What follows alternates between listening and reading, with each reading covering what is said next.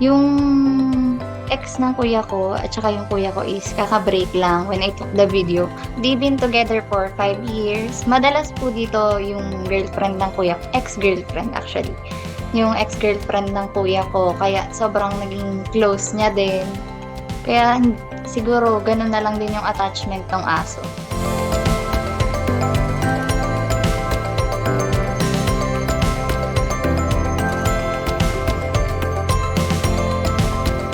Pag nandito po sa bahay, palagi sila nagkukulitan. Nilalaro po nung ex-girlfriend ng kuya ko yung aso.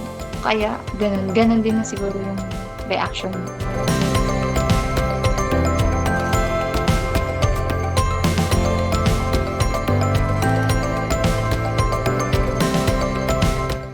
Out of nowhere po.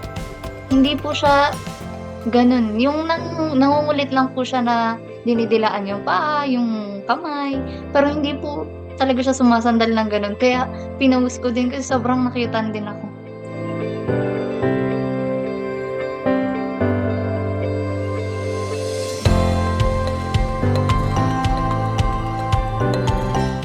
Sa'min po, clingy po talaga siya. Lagi lang po siyang yumayakap, ganyan. Lagi lang nakatingin, nakasiksik sa paanan, gano'n. Pero ano po siya, masungit po siya sa iba.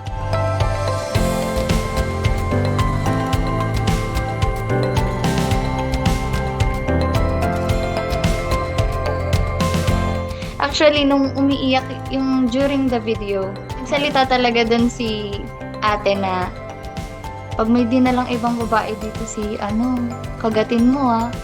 Gumano'n talaga siya. Kasi alam niya masungit din talaga 'to sa iba.